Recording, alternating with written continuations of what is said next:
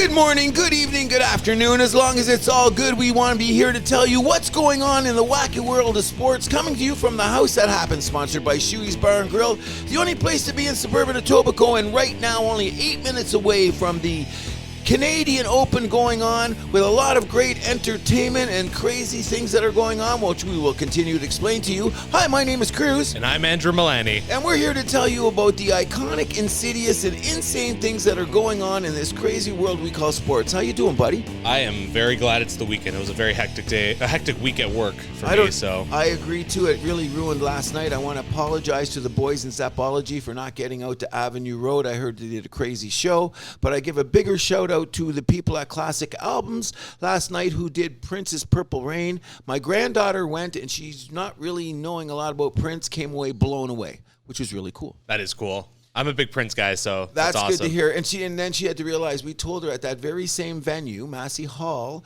when 20 some years ago, me and Gail, my wife, one of our first shows was Prince at Massey Hall. It was one of the best concerts I've ever seen in my life. Oh, that's really cool. Considering I've seen Prince about 10, 12 times. And Prince is a big basketball fan.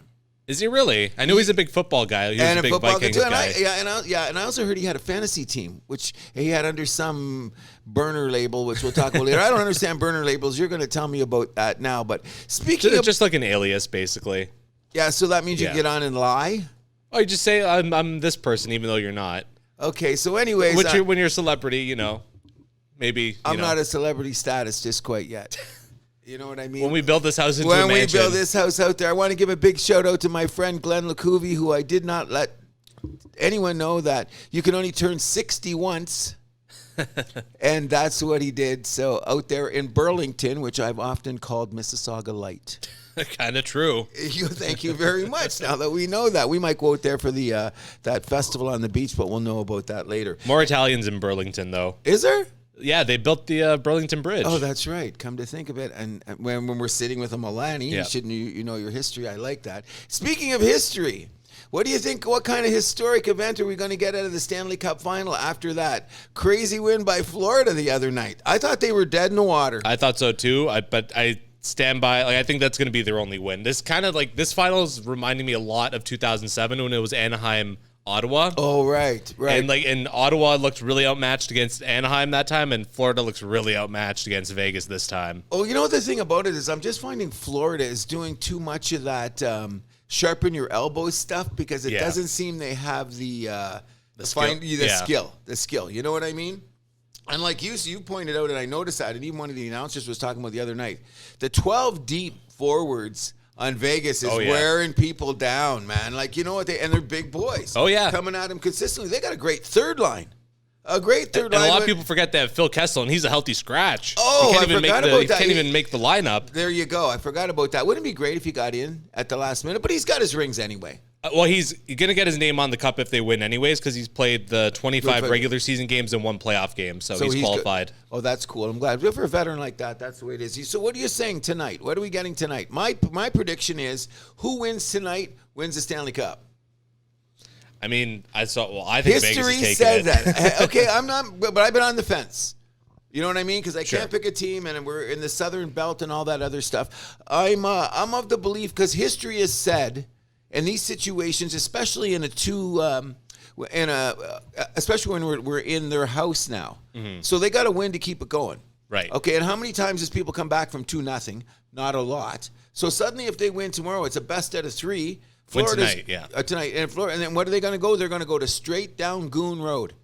Sure. And hope Bobrovsky stands on his head, because it wasn't Bobrovsky. He's got to be, if they win, he's now, sorry, Kachuk, if Florida does win this Stanley Cup, the Russian gets the Conn Smythe. How did he make some saves the other night? Yeah. He was looking the other way and the puck hit him. Yeah, he definitely looked like some of the Bobrovsky magic was back that was not there in games 1 and 2. No. Okay, but maybe, you know what? You got to realize, too, like, how much weight has the guy lost? He really realized Bobrovsky's not really a big guy. No. He appears to be, what's he sitting at now? Maybe 170 pounds? Because, you lose how much weight in the playoffs and stuff. Yeah. So maybe, like the dehydration and all that stuff. And but, I mean, if he's going to steal this, if they do, I don't really care. I don't really care. You know what they say is it's better to Florida wins, because I was talking to some people last night and they were scared because why did Vegas not get any teams for all these years?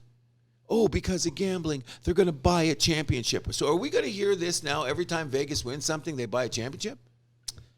I think they're getting a championship because of Stone, Eichel, Barbashev, Yeah. Oh, the sure. kid in goal. Come on. I mean, they definitely had the rules go their way in terms of the expansion draft. But I mean, this team's just done it right. They built it up. They've completely changed who's on the team. We talked about this before. There's only like 6 or 7 guys. Yeah. And you know what it is? And that's what I'm saying about my model to build, which we'll talk about just in a few minutes about the whole hockey thing when we get to the end, is that the way he built it, they got a little tighter in the Seattle situation. Mm-hmm. But I think you alluded to this previously, which I'm thinking about a lot, okay? If you got the 8th best player from every team, some of those 8th best players were the 3rd best player in another team or 6th best player. You know what I'm saying? So when you get the right guys together and make sure they all can have skate and have grit. But like, then the funny thing was that like with all these deals that they cut, like Minnesota gave them 2 pretty good players, and Florida gave them two pretty good players. They're still there, Marcia Show and Riley Smith. Yes, especially the Marcia Show. That was a good score at the time, which tells you, which I'm going to say, big shout out to George McPhee, because I never thought he got his due in Washington. And now if he gets the cup, I would be happy just for him. But the personal relationship I had with his brother all the time, who I thought had the greatest radio voice of all time, and didn't use it, but that's another story. So I'm going with this. Vegas does have more talent. They look like the better team. I can't believe how Florida pulled it out, and then they got that weird goal in overtime. Yeah. I think if that game had gone another 3 or 4 minutes, Vegas was winning. I thought it was too, especially, but you know when here's Vegas's biggest problem. If they had a real power play, this series would be over. I mean, that's a problem for both teams. Well, you know what? Then someone's going to tell you, oh, look at how great the penalty killing is. Mm-hmm. You got to get a power play goal sometime. That's why it's called an advantage, right? Yep. So what Florida's going to do is they're going to take the chances of eating a couple of penalties tonight. That's a dangerous game to play, though. Well, against Vegas's power play? They're going to score eventually, law of averages. Well, I agree too. So, but if I'm coming out tonight and if I'm Florida, I'm hitting everything in sight. I'm Conor McGregor punching the mascot in the head in the Florida game knockout. You know what I mean? Yeah. I'm coming out like how else is Florida going to win? I mean, that's really their only bullet that they got. Yeah, they got to play with that goonery. Yeah, they got. Which, by the way, can I just say, I'm just so sick of Sam Bennett. Oh, that's why I'm still having trouble cheering for Florida anymore. Oh my God. Every time he comes on the ice, I think he comes on with a club. He goes like not exactly like head hunting, but he goes he's borderline, bro. See some of the shit. Like I said, remember I said they skate with their elbows up? Mm-hmm. He's number 1. And Reinhardt's getting that way, too. Like, when did Reinhardt become this tough of a guy? I thought he was supposed to be like this little skilled playmaker, you know? No, he's going out there like he's got a freaking club. And all the defensemen, you know what I mean? Like, except for Montour. But they hit him back. You see what Vegas is doing? Because some of the Vegas, like, I think right now, Barbashev, the winger, I think every game I notice him both ends of the rink now for Vegas. Yeah, he's hitting everybody. Yeah, because he's going, okay, listen, guys, if we don't, like, Eichel ain't hitting nobody. No. Okay, so and Stone's is sneaky dirty, but this Barbashev guy nailed somebody. He hit Montour the other night. Would be when he went in there. It was a clean hit. Yeah, it was a clean hit. So I'm saying as long as the clean hits are good. So as Vegas keeps hitting back. Yeah, I mean they're kind of taking a page from the Florida playbook, where you see Matthew Tkachuk. He's always going after Pietrangelo. Oh yeah, they're always going after the defenseman, right? Exactly. Why not? But you know what? All's fair in love and war. Yeah. Correct. But yeah. You know, and what I'm saying is that what this steals to me personally is we're very close to having some high-level games. Like, think back in the playoffs now, like some of the Toronto-Tampa games, the Ranger Jersey games, even the Jersey-Carolina games. We had a speed and a pace to some of those games that really emphasize the greatness of hockey. I think Florida is pulling down that quality of hockey in a desperate way to win. Maybe. Yeah, no, I can see that. I mean, and the big question now is just, you know, can they come back? You know, tonight's the game. Yeah. If they win tonight, I say if Florida wins tonight, they win the cup. Because what they're going to do, because they'll just demoralize. Because Vegas will be thinking, well, we're going to go back home. Game 5 will be everything. What if they go back there and steal again? Yeah, they lose. Yeah. Then they're they lost Game 5 to Dallas. That's true. But I mean, I don't know. We'll see. I don't have that much faith in Florida. I mean, I think this is a little bit too late with that overtime winning Game 3. And I also think that they're burnt out. Like that. Look at the trail they came. The Boston, Toronto, Carolina. That's a gauntlet. Oh, damn right it is. That's three of the best teams, three of the four best teams in the league, points-wise. Maybe they've just run out of gas. Give them their credit. I'm just saying that I'm disappointed in the fact that it takes away from the quality of play. Because I'm only watching because I'm a fan. I got no horse in this race. Yep. But I will give you credit because you said Vegas in 5, and if that happens, I sat in the fence. I've said nothing. This is the first prediction I've made because I'm such a coward. Yeah, you know. I mean, we've seen this happen a few times in the finals though, where it's like it kind of ends with a whimper rather than a bang. My Habs 2 years ago. Yeah, you know, like that's just the way it happened. I think the finals last year was a little bit more competitive. You know, Colorado, they won in 6, right? I mean, there were some games where Tampa Bay didn't look like they belonged in the series. Well, no, because they ran out of gas at the end. They were the same thing. Like, you know, like they're gauntlet over there. Like they could have, and there's 3 years in a row going to the finals. Yeah. So we give them that. Like, but a couple of those games played on a high level because Tampa could skate. But then again, it was a too little, too late situation because the first 2 games that I want to say Colorado was just blowing them out of the building. Like there was a 7-3 game. Bobby Orr. Yeah. That 7-3 game. Yeah. That hurts. Yeah, you don't often see that in the finals.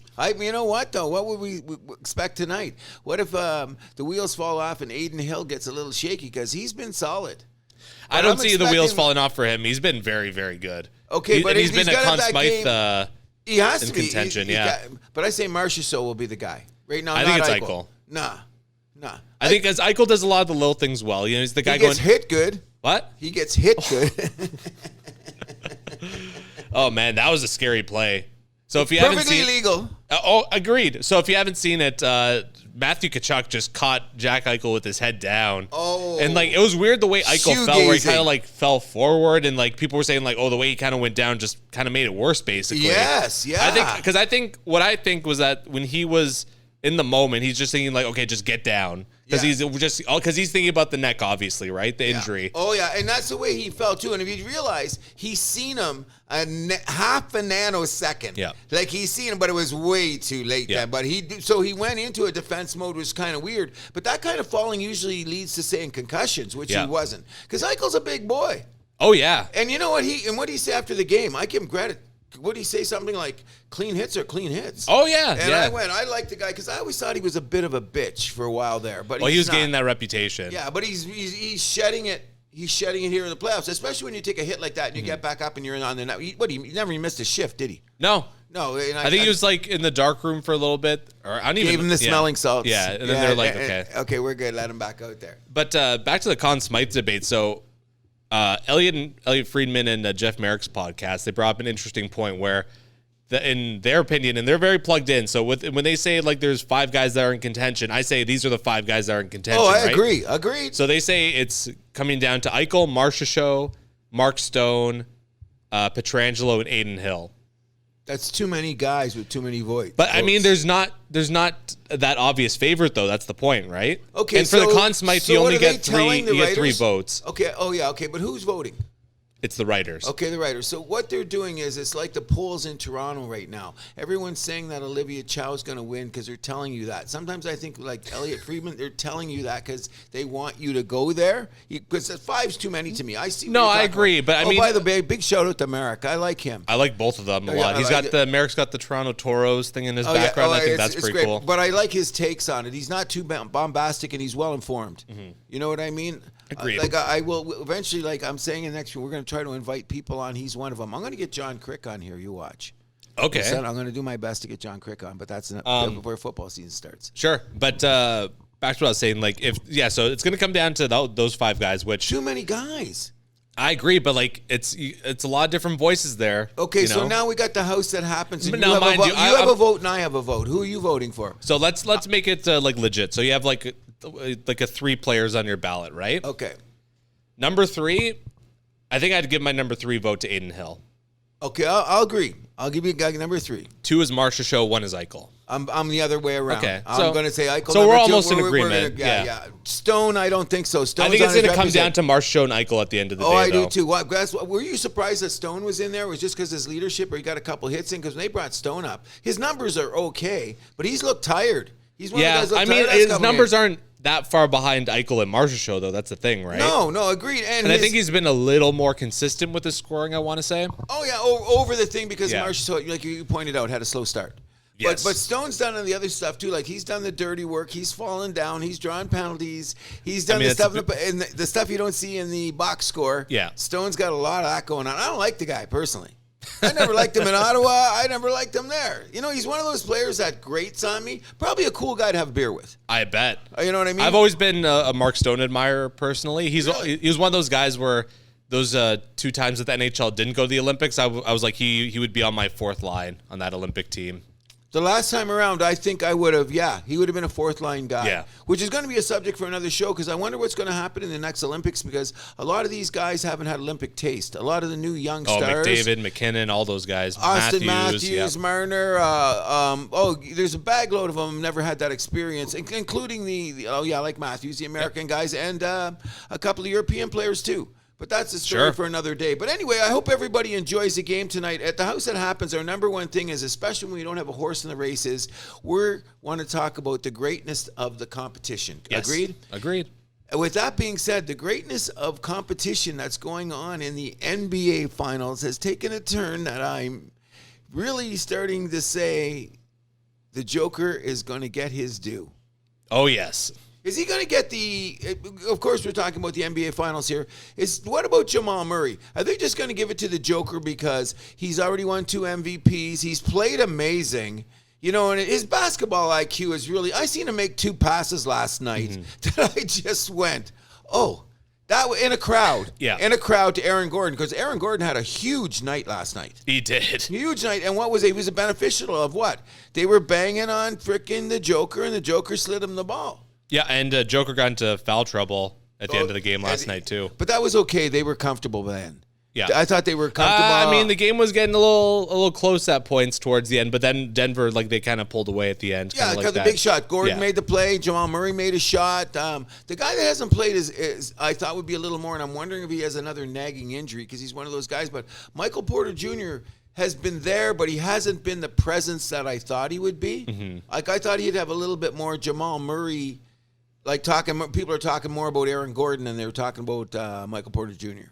I mean, it could just be a situation where the defensive structure that Miami plays just doesn't, allow him to. I call it missing shots. That's what I call it. But I like the kid. I don't want to diss him or anything like that. But to me, it seems to be like I really thought he'd be a bigger presence, which it doesn't matter now because Denver's winning this series. Oh, they're up 3-1. There's no looking back. And I don't like. First of all, it was always the size. Bam Adebayo, whatever. He's played his heart out, but I mean, it's not there. Too small. Yeah, but I mean, he does play up to the thing is that he gets in foul trouble too, and he has no one to help him. Mm-hmm. Like Miami's bench, even though they keep talking about all these undrafted guys, well, that's just telling you your bench is not very deep. Sure, you know what I mean. And they're down a guy too with Tyler Hero. He was out game 1 of the playoffs, game 2, very early in that first round, and that's hurt them. Especially when you start to think about it now. That kid played a little bit more defense than you realized now that he's not on the floor, so to speak. And he makes some big shots. Oh, all the time. And but the kids off the bench are okay, but they're not Tyler Hero. I just want to say that it's interesting for Denver to get here now, considering that, first of all, they're an old ABA team, and I can't forget how many ABA teams have ever won championships besides San Antonio. San Antonio, who else came? The Nets, they never won. No, they didn't either. Who's the other one? Indiana, and they never won. No, they never won either. So this is going to be, but that's a long time ago. That's water under the bridge. But what I want to do is shout out to the great. I think he's still alive. I shouldn't say that on a podcast when we not know about a guy's existence. But the great George Karl, who was in Denver for many years with some of the Carmelo Anthony years, and they had a great fan base. George Karl is still alive. Great. How old is he? Must be 80, eh? 72. Only 72? I could have sworn they showed him at one of the games too. Oh, that's cool. Yeah. He was a great coach, but he was another one that was saying always talked about sometimes that Denver never had the intangible, and now they seem to have all the intangibles. But I think that they have a great team identity. Oh, no doubt about it. But didn't you want to say something about dynasties in Denver? Well, first of all, I want to get back to your point about the MVP. You have to give it to Jokic just because his numbers have been so great, so consistent. Okay. Besides last night, that was a little because his assist numbers. He only had 4 assists last night. Doesn't matter. His numbers are so great. What do you have? 32 and 12 for? I think it was 23 and 12. Oh yeah, 32. See, I'm dyslexic. But he was glued to the bench a little bit towards the end of the last night's game too. So, what did I say? But 3 steals, 3 blocks. And a block at a big time. When Miami's making a little bit of surge, isn't that dyslexic? I said 32, 12, and 4. And it was 23. Close enough. Yeah, I'm bad like that. Just my dyslexia kicked in. But in any event, I agree with you only because of a historical status. And the NBA is really about players and history and blah, blah, blah. Yeah. So this guy questionably could have been 3 times MVP, even though they gave it to our top 5 bitch from the house that happens, Now, Joel Embiid. What I think about the Jokic MVPs is they should have given it to him this year, but there was one of the ones, I forgot if it was last year or the year before, he probably shouldn't have gotten it. Okay, because it was borderline. So I think he's pretty deserved at 2. Oh, and you know what? And he's going to get his MVP finals. Yep. So that's all that pedigree that makes you Pantheon-type player. And he's got numbers in the finals that Kareem Abdul-Jabbar, Moses Malone, Bill Russell, Wilt Chamberlain, you name all those guys. He's got numbers that are tied with them or added things on that those players never did. Yeah. You know what I mean? Like Bill Russell never had a 40-point game in the finals, okay? Like stuff like that, like and the Joker's numbers are all over the place, like in a positive way. You know what I mean? So I should give it to him. Do you think that the 2 things is not with the MVP? Even though I think Jamal Murray should get a lot more credit. He's going to get a lot of second place votes, I think. And who remembers second place? No one, but but the real ones, us fans are going to remember his impact, of course. Of course, but so what I'm saying is this is borderline. Like, I'm telling you right now, if Denver wins the next game, and Jamal Murray... Which I think they will. I think so, too. But, no, I don't think they will. You think Miami steals no, it's game 5. They're going back to Denver. Yeah, this is over. Sorry. Because that's the other thing I want to allude to. Say Jamal Murray closes it out with a 35-point game. 4 steals, 10 assists. And Jokic has his usual triple-double. What are they going to say? Give it to Joker.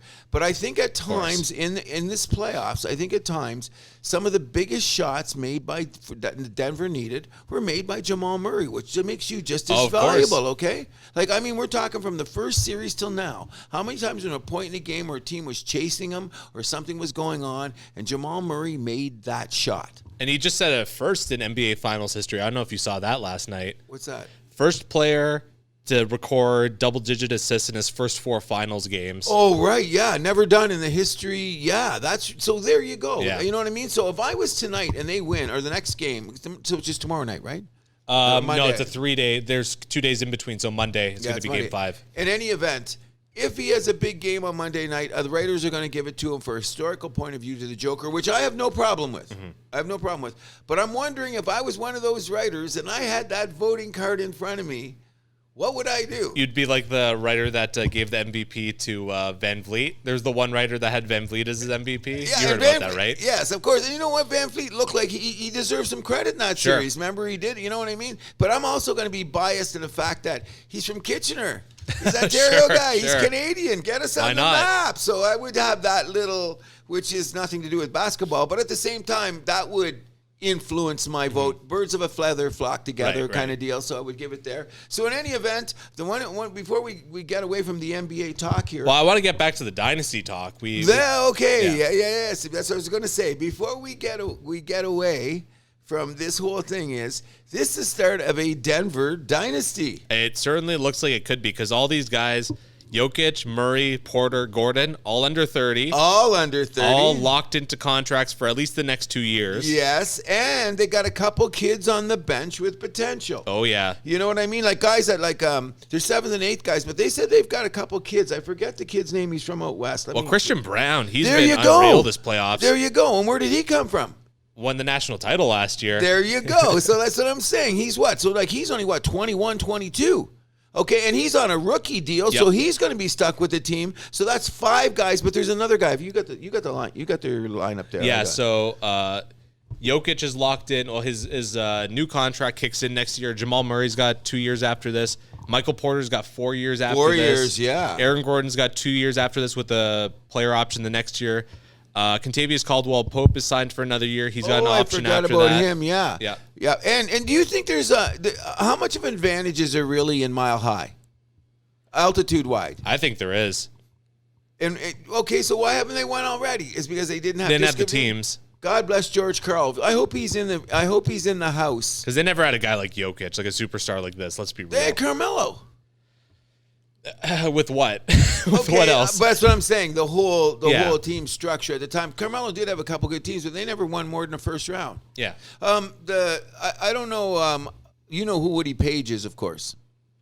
He's a Denver yeah. writer. He shows up He was around on, the horn all the time. I like him but I want to have a big shout out to a guy like Woody Page. The guy is so old. He covered Denver in the ABA. Oh shit. Okay, yeah, he's okay. Not your old Woody. I love you. I mean, you're a little bit like me, past our best before dates, and some of the things that he says. Cruz, don't say that about yourself. Your best is yet to come. Okay, that's true. Okay, but in any event, he was saying the other day, which I had to give him credit for, before the series started. He laid out why there was no chance that Miami could win this series. And he included the history of the Denver basketball thing, which made me think about George Karl, saying that it's just not the players you have, it's just not the altitude that you have. He said you have to have a configuration that combines all three that Denver has never had. And he was also saying the Joker being MVP the last 2 years and how they only could get to the conference final in the bubble, but that was because Jamal was hurt the last couple of years, that he's now taken the next step, because this is the Joker's best playoff. By far. You know what I mean? Going on there, that he says that this will also stamp Denver as a legitimate, maybe top 5 sports city in America. Yeah. I went, I alluded to that in the show before, where I'm like, this could take like a team like the Nuggets, like they could be like a Golden State team where they become like must-see TV, right? Where did Golden State start a bunch of years ago? You're right. Interesting analogy. But I mean, just for the city alone, because it's different there because they got out of Oakland, went to San Fran, and they're not leaving Denver. But you know that's the same area though. But how big of a city is Denver? Last year, now they're going to be able to say they got the Stanley Cup in their house. Okay, now they haven't had a Super Bowl but in the last 10 years. They have had a Super Bowl. Okay. All they need is a World Series now. That's never going to happen. They're baseball never going to happen? I don't know. No, it can't happen. It's not going to happen in the next couple years. Aren't they last place right now in the West? So no, their baseball team's going nowhere. Sorry, Colorado. Your only trip to the World Series, you got swept. There you go. But I'm just saying, Denver is a sports city. Yeah. I think that now this will move them up into because you automatically talk about New York, Boston, Philadelphia, Chicago, Detroit. Detroit doesn't quite have because economically LA, yeah. But LA is like yes and no. Yeah, but they got the Lakers, they got the Dodgers. They got the brands. Yeah. That's what I'm saying. So what's more important? You know what I mean? Is it all about the brands? It's a lot of it's driven by brands. Let's be real. So you're talking about dynasties here. Okay, I'm good, bad, and ugly about brands. You know why? If you can notice in my notes here, because I knew you were going to bring that up. Look, what does it say? What does it say on my notes? F brands. That means and then Cowboys written underneath. That's right. Because here's what I'm going to get at: the good, the bad, the ugly. I'm watching a sports show the other day, and there's all kinds of talk about the LIV Tour, which we're going to get to. They were talking about, of course, the playoffs and all that stuff. And all of a sudden, the sequence come back, and they're talking about Dak Prescott and the Dallas Cowboys. This is freaking June, just before OTAs, and they're talking about the Dallas Cowboys. Does that mean that their brand is so great that they're going to draw people to the screen so that the NHL can look and say, God, I wish we had them instead of having a Vegas and a Florida? Oh, hold on. The one thing I forgot to mention during the Stanley Cup segment, this is the highest rated Stanley Cup finals in the States in the last 15 years. You're kidding me. Amazing. I'm glad to hear the highest ranked in the States. In the States. Canada, they're not saying, so I imagine it's not too highly rated here. No. But in the States, highest rated in the last 15 years. I think a lot of that has to do with Matthew Tkachuk showing up on NBA on TNT. Oh yeah, no. He marketed himself well. Yep. Okay, and so people want to personalities and brands. But that's what I'm saying, the good, the bad, the ugly. I think this is going to increase the city of Denver's sports city brand, so to speak. But what brands drive me nuts is, this is freaking June. Why do I got to hear about the goddamn Cowboys? Like, you know, and the Cowboys, and then they OTAs are coming up, that's why. Oh, well, it doesn't matter. Everything revolves around the NFL, though. You know that. Of course. And they're the biggest team. Okay. Makes me sick. Okay, but anyways, right away, when they say Cowboys, it almost like comes out right after that is Yankees. Okay, so what is it all about? So we're going to get to this very shortly as we move along, because I think it's important to talk about it, especially how this week has gone on, is that I'm a hypocrite. Mm-hmm. I don't mean to be. Sports puts me in that position, unfortunately, and I have to deal with it, okay? So if I don't want to be talking about the Dallas Cowboys, why am I PVRing the show? Because I want to see what's going on in the world. So now what has happened is, I'm like, when you take that fish net and you're looking for a whole bunch of lobsters and you put the fish out and you scoop it along and you pull them up, there's lobster, and there's one crab in that bag. I'm that crab. Okay. What's wrong with crab? I love crab. Oh, I love crab too, but you're not fishing for crab. You're fishing for lobster. And you end up with a crab. I'm the crab. And the reason being is that I'm starting to get worried about how much money and gambling is starting to affect the actual competitive sports that we are watching, which we should get into now, considering when we're talking about it. One last thing about basketball. Give me this in like one sentence, basically. No, you can go ahead. Butler, is he a Hall of Famer now? So, you know what? I'm glad you stopped there, because I'm so interested in talking about the money. That was going to be my other point down here. Please do not forget Jimmy Butler. I do think he's on the verge of being a Hall of Fame player. I wish that he had Kyle Lowry 2019 and not Kyle Lowry 2023. And maybe a healthy Tyler Hero and Victor Oladipo, But who's everyone's forgetting about. Oh yeah, I forgot it, because he's a good shooter too. But no, I think Jimmy Butler is now he's knocking on the door, definitely. And he's only 32, 33? Yep. So he's got a couple more seasons to go, and this is his second final. Yes, it is. You know what I mean? And people forget, he had those great series against LeBron in Chicago. Yep. Back in the day. So when he was playing when he was playing with Yannick Noah and those guys. Joakim Noah. Joakim Noah, yeah. That's his dad. But in any event, so he's got a resume. Yeah. Okay, there's a bump in the road in Minnesota. But obviously, he's seen the writing on the wall in Philadelphia, because Philadelphia went the farthest in the playoffs with Jimmy Butler. Yeah, and even the Minnesota situation, he kind of came out like the winner in that situation. Oh, 100%. Well, him and I guess Wiggins too, you could argue. Yeah. But Wiggins was one of the targets at the time when you think about sure. it. I think him and Karl Anthony Towns were a little too buddy-buddy there. It was a little junior division. And good weed. Yeah. Okay, so we're not going to go there, but I think Jimmy Butler definitely is knocking on the door. Yeah. He's knocking on the door, and I'm thinking he's with a few seasons more that he's going to validate him, because I think what's going to happen to Jimmy Butler is this: Pat Riley will let him go near the end of his career, at the end of his thing, at a trade deadline if he doesn't have one. Mm-hmm.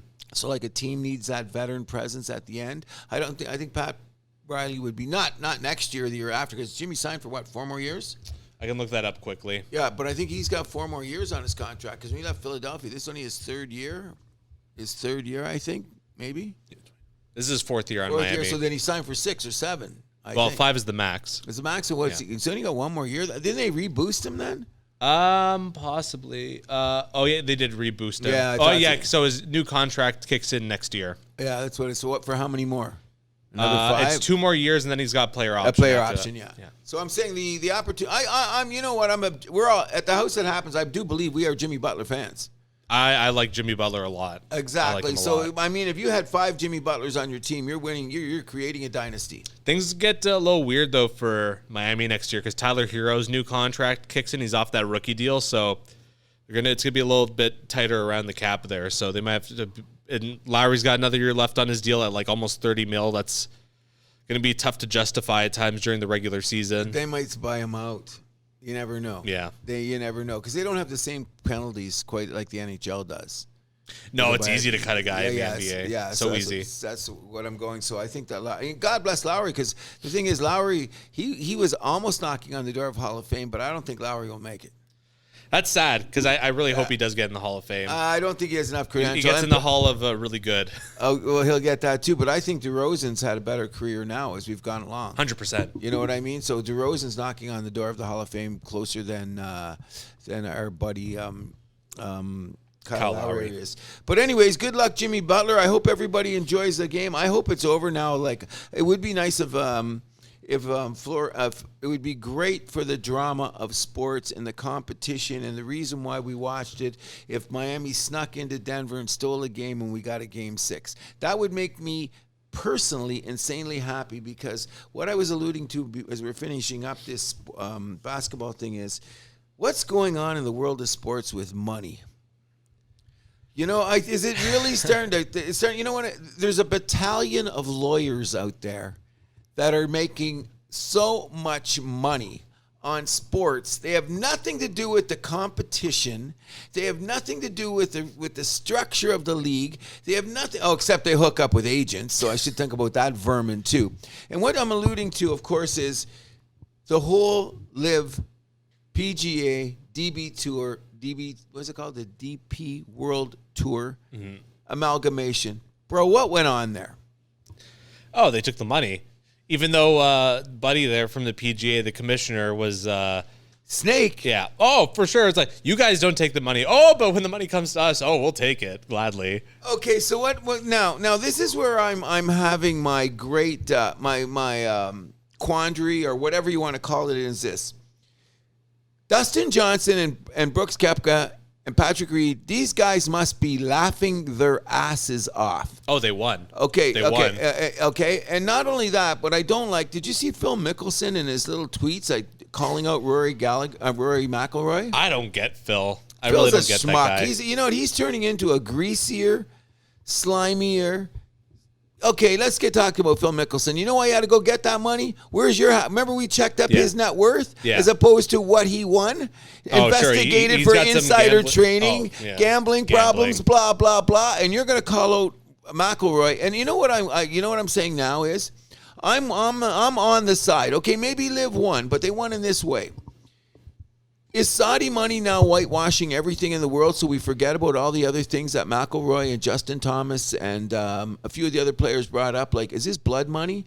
Like that kind of talk? Mm-hmm. And all of a sudden, it's buckets of blood money poured over everybody, so that Dustin Johnson and the Koepkas must be crossing their arms going, hey, money's money, right? Oh, yeah. You know what I mean? Like, if you back the truck up to your door and it's got freaking $50 million, you got to walk through it to get out and say you don't want that. You're a special human being. It's a life-changing amount of money. 100%. Okay, so what I don't understand is what's going on with golf now. They've given us what's the format? Because they're making jokes. Like, I've tried to watch the LIV. I'm a golfing fan. I've tried watching it too. It's on CHCH here, I believe. Yes, it is. And I've watched it a couple of times. And first of all, with the trailers on the side and the colors and all that, first of all, I'm a music junkie. Okay? And every once in a while, I used to bring my speaker to put on the golf cart so I could hear tunes going from hole to hole. No. There's no room for music. And that's big coming from me. There's really no room for music on the golf course. First of all, I'm not that good. You got to concentrate. You got to have focus. And if I got Chris Cornell wailing in the background while I'm trying to take a swing, that might affect my ability to hit the fairway, so to speak. You know what I mean? But so what are they going to do with all these? Like, what Liv's going to go back to? They say they're going to go back to the tradition of the PGA. So I think the 54-hole tournaments are gone. Those days are done. Okay, they're done. Are they going to be allowed to wear shorts? Let's talk about something as simple as that. Probably not. I don't think so either, because you know what I'm starting to realize with all this stuff, the money is changing and there's a decorum going on? I think the world is too woke and too soft. Sure. Okay, I'm on record as saying that. There's certain things that go on in the world that attest to a discipline and a standard that you will recognize in whatever your business is. For example, when the UPS guy drives down the street in the brown truck, he gets out in a brown uniform, so you know that that's the UPS guy.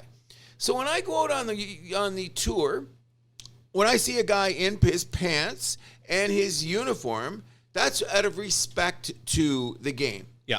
Which is one of the reasons I've never agreed with the coaches in the NBA now all wearing the same shit. And they wear their little jerseys with their little logos, so they all look the same. I like the Pat Riley showing up. We didn't know what badass suit he's got from Hugo Boss because it gave. Yeah, but it's like that in soccer though, where guys will wear the managers will wear like a tracksuit. But then the next manager will wear a suit. Soccer's a little different. Yeah. I've noticed that. I can't figure that out. Like, what's the one team it was? I forget it was. One guy wore suits. What's the one guy in one of those Premier League? I think it was the Spanish League. One of those guys, every time that guy it's 50-50. Yeah. Yeah. But that's the soccer culture, okay? But we're talking about, like, because I grew up in North American stuff, and we're going to get to soccer in a minute.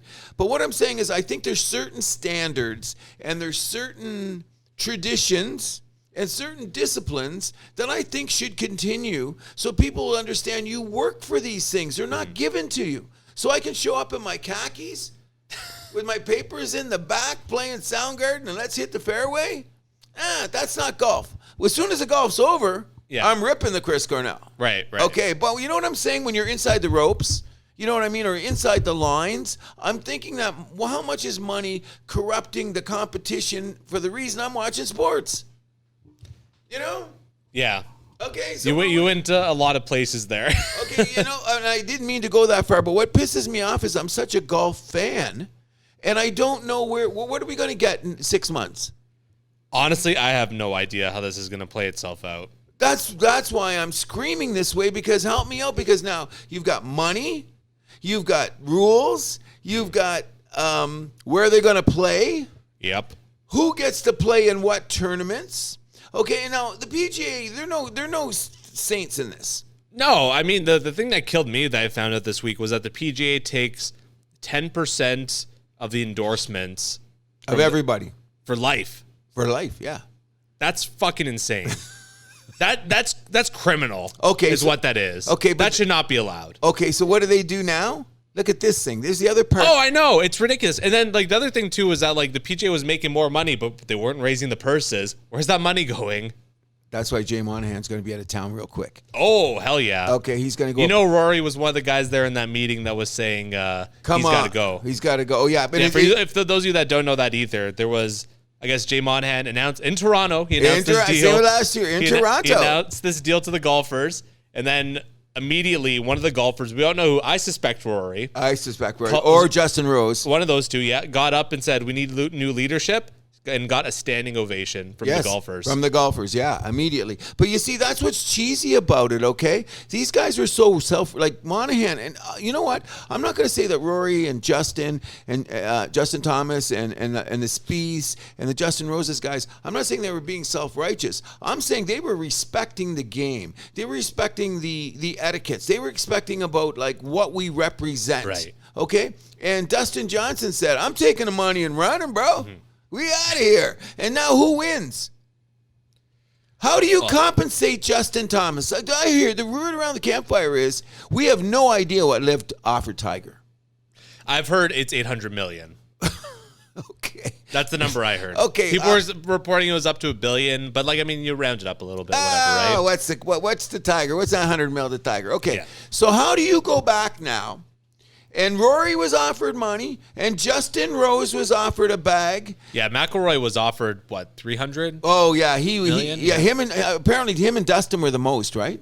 Yeah. I think they were the top of the line with Brooksy, Justin Thomas, and the other guys going down the line according to your world ranking. They were offered contract almost, which is cool on the Saudis' part because they were at least respecting that part of the competition. Mm-hmm. But that's not my point. My point is this: is now where are we going to go now? These guys are going to come out there like I want to see a fist fight on a tee box.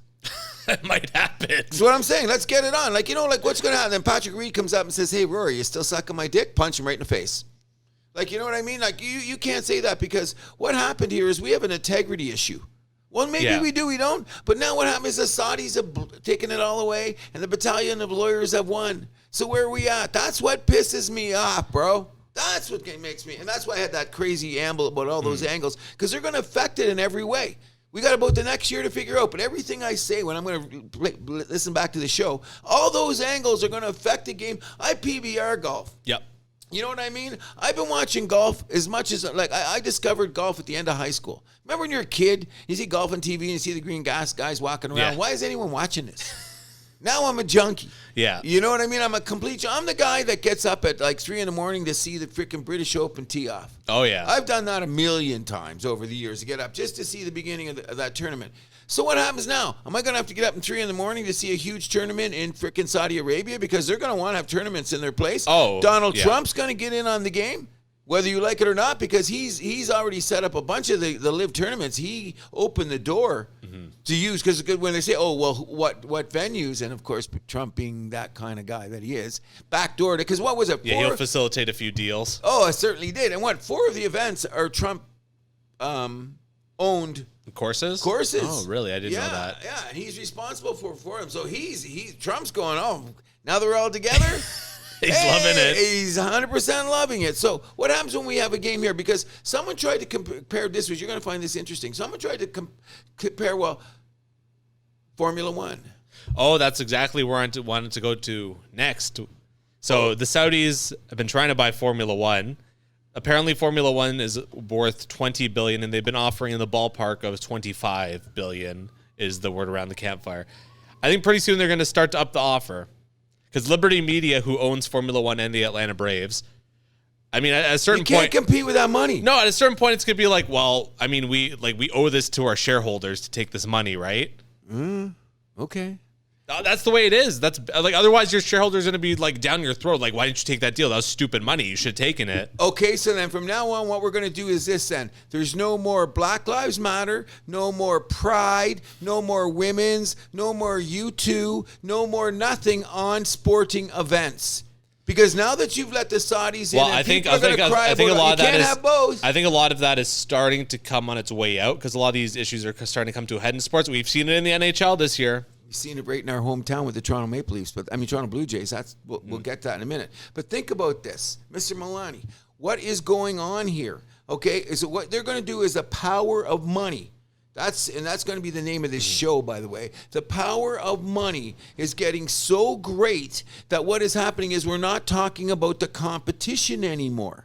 Right. So someone will say, well, if Vegas wins, does Vegas pay for a championship? No, because what I'm hoping is when you're in the dressing room between the second and third period and you got 6 or 7 or 8 guys that have been together with a few other guys that are just joining along the way, and you're that close to a ring, the spirit of that dressing room goes out in between the lines, and that's what we get to watch. Not whether or not that guy's getting paid $20 million or $40 million, or now the Saudis own the league and we see that little Arabic writing on the ice. You know what I mean? And nothing against that if we're going to eliminate all this social justice engineering. Yeah. You can't separate it now. Vegas has got pro sports teams. Oh, sure. Okay, and when I was a kid, I heard people saying, before you were born, Mr. Milani, I heard people say there will never be a professional sports team in Vegas. Oh, I mean, people were saying that as, I want to say the door kind of opened up once the NBA had their All-Star game there, 2007. Yeah. But before that, I mean, that even 2005, before. You smelt it coming. I thought it would be quicker than it was. And I knew hockey would be the first one. I knew hockey would be the first. Really? I always thought it was going to be basketball. No, I always knew it was there because basketball is saying there's too much with the shaving of points, the brothers in Vegas, the whole rap scene, all that. They said, let's let the NHL get in there and set the table for us because, NHL is more of that... I don't want to say anything politically incorrect where I'm going here, but it was nicer to have the hockey in there, and hockey needed the revenue more than the other 3 sports. However, I do believe now that the NBA went there. I think NBA is the worst run league and probably the worst league of the big 4. Worse run than the NHL. Yeah, I think so now. Ooh, yeah. I can't agree with you there. Oh, you know why? Because let's just look at what's going on here. In one step, you're going to have Gilbert Arenas got 50 games for bringing a gun in the dressing room, and they don't know what to do with a player like John Morant, who's going to be a face of the league because he was waving a gun in a video. So you got to say right or wrong. In the NHL, Gary Bettman swings a hammer.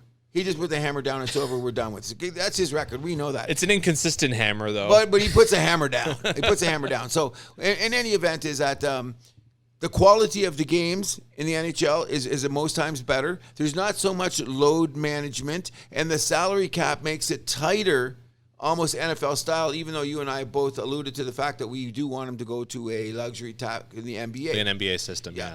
But look at how the NBA goes. Like how much they disrespect the fans. Like, the guy in Minnesota, we've had this discussion. LeBron, I'm load management tonight. The guy rides from Manitoba, drives down to Winnipeg. That's a problem. Okay. But they're trying to fix that with the new rules for All-NBA, right? They signed the contract too quickly to me. That's why I say they were scammers. Remember, I was saying I can't wait till we have the debate about what they're going to do with the collective bargaining agreement in the NBA. And what did they do? They signed it in a backdoor deal as close as this LIV deal. Oh, by the way, fans, here you go. I went, what? Is that respect for us? No, that's running the league this way. You're power-driven and you don't care about the small markets as opposed to the NHL, which seems to care only about small markets. Yeah, they don't care about the big markets. That's their problem. No, maybe that's unless what you're it in is. New York. And speaking of Saudi money, someone who turned down the Saudi money, the biggest name in soccer right now, maybe the biggest name in sports right now, I'm going to Messi. say, who do you think it is? Him, LeBron, and Ronaldo. Well, and Ronaldo, I think, yeah. is the most followed on social media. Yeah. But yeah, definitely those three. Well, those are three. Okay, so here's what I'm alluding to. I'm glad we're bringing this up because that's another thing that's weirded me out in the sports world, okay? First of all, from now on, when you're talking about sports, LIV, Saudi Arabia, don't even mention the word Saudi Arabia anymore. I'm going to tell you why. It's all money. Let's just talk about the money, okay? Because it is about the money. Now, we're talking about a guy who turned down said Saudi money. Why do you think he did that? Oh, I mean, he gets to go to Miami. Well, we discussed that too. I'm starting to believe all the power brokers, like there's two places in the world that are power brokers to me, Dubai and Miami. Like Florida just cuts off and becomes its own little country because like a Monaco or something, I could see that happening due to whatever, but it's not. It's the United States of America.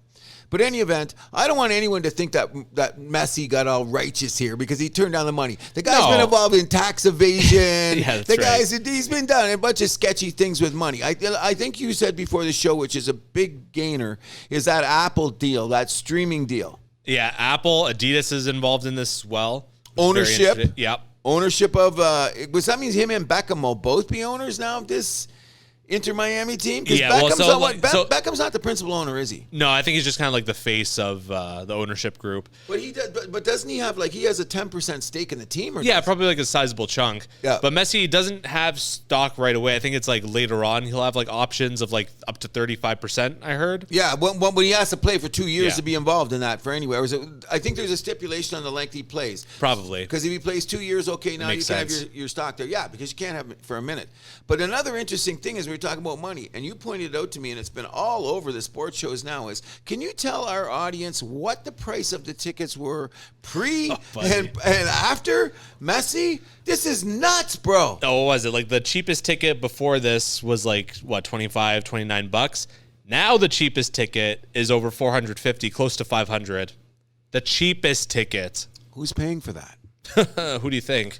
Okay, so doesn't this going to collapse somewhere? Don't you feel like we're sitting on the sports industry is like this. It feels like they're putting cement blocks on balsa wood. That's how it feels to me. And I don't know where the first break is going to be somewhere because, first of all, the streaming has taken to the point where too many people can get games for free. Too many people have those we have them, the boxes. Yeah. How does that pay for it? Which you say affects the polling and how many people are watching, so it could be more than they realize or whatever. So where's the breaking point? Okay, so now you were saying the PGA takes their 10%. You think they're going to take 10% anymore? Okay, and now let's give this much. And you're talking about how money's thrown around to Messi and that. You know, Tiger Woods has gotten $40 million in the last 3 years because they have that, what do they call it? Most popular guy, or I forget the term. It's a really clever term that the PGA uses for if you're a guy that attracts this many eyeballs to our game, then we're going to give you a bonus. Okay. Alrighty? Yeah. Now, I knew about this, but I didn't know about this. But you know Tiger Woods has got it the last 3 years. How many tournaments has Tiger played? Not many. $40 million a year, bro. That's what Tiger got. Wow. $40 million. Okay, so who's paying for this? Who do you think? Okay, so now I'm saying that the Saudi money moves in. We're going to not talk about this for another 5 years to see how it's going to collapse. Because first of all, we don't know where it's going to go. I'm more interested to see what's going to happen like when Messi comes to Toronto. Oh, my God. The ticket prices are going to be ridiculous. I won't be there. I won't be there either. And I won't be watching on TV because it's going to be on Apple. And I'm not subscribed. I'm not going to. I'm not. That's a big part of the deal where Messi's getting a percentage of the Apple subscriptions. whatever, like now, like post this announcement. Okay, just, so like, people that want to see him. Okay, so now what they're going to have to do is Ronaldo took the Saudi money. He did. Okay, so I'm not gonna fault him. He made his deal. Messi made his. So what this is going to be, I'm figuring, is it's going to be now a battle with Messi landing in North America. It's going to be a question of what kind of money can you get late in your career playing in a Premier League in Europe. Is it going to be better for you to bail out in in the States or in Saudi Arabia, or in Saudi or Dubai or wherever it is, China or whatever it is they're going to go. Now, I'm saying I think America has a lot of better advantages if you land in New York, LA, Chicago, or Miami. But do you want to play in San Antonio? No. Do you want to play in Utah? No. Are you like you play? Although for like Barcelona? Wayne Rooney went to go play in DC. Washington? Yeah. Yeah, but that's okay because you're close to New York. You're in that area. You know what I mean? DC's a little sketchy though. Okay, but whatever. I mean, money talks at the end of the day, right? All right. So what is it going to be like? My point is this: I don't want to hear any more righteous indignation about who plays where and where the money comes from and who's right or who's wrong. Because when you're dealing with people that don't want to freaking even educate half of your population, shouldn't you just question that alone? Oh, sure. You know what I mean? Let's just start with that. So I can't acquiesce anymore to anybody saying like I'm Phil Mickelson, go to hell. But one of the things that Phil Mickelson is right about is money changes everything. Oh, 100%. Okay, and where are we at now? Like I'm seriously, as a fan, like I'll probably be dead and gone by the time the huge implications are going to come when leagues start cracking and it's going to be something in my lifetime. Yeah, you're going to see it, and like franchises folding. And things getting tighter, and those super leagues finding their way. Because ultimately, what's this leading to? Super leagues. Mm-hmm. So what's going to happen is the rank and file are going to be left out of it. And so the old school competition is going to be freaking forgotten about. Everybody's going to be in shorts and listening to AC/DC on the course, on the back. Look at basketball games now. When you go to a basketball game live, that's why I love going to basketball games live, but at the same time I go, it's kind of distracting because like when you go to Raptor games, like jumping into a pinball machine. Oh, yeah. Nothing stops. The whole game. You can't breathe. You can't go. And that's great for the kids, and I like the attitude, but sometimes I like when you're at a hockey game and the TV timeout is you got a chance to catch your breath. Okay. I don't mind that. A baseball game in between innings, you get a chance to catch your breath. That's another reason why the NBA is the worst run league in the world, because all they do is they got gimmicks and yeah, but they put on a show though. I mean, that's like you spend all that money, like you should be entertained like all the time in your seat. Like LeBron didn't play. He took load management. Kawhi didn't play. So I want consistency then. If you're saying all that, I agree. Fair NBA enough. is a show. Remember back in the day, how come they don't have those advertisements anymore? Remember fan friendly? What was that thing that they used to have? Fan friendly. Oh, yeah. Back in the day in the NBA, they used to have a great, every time it came on, it was something about the fans. Maybe you're a little too young to remember it. Yeah. But they faded that out around the time that LeBron arrived because the money changed and everything went this way. But it used to be, it was a really, really cool fan first advertisement. As soon as the NBA came on, like have you seen Kobe in the advertisement? Have you seen Carter in the advertisement? Have you seen Shaq?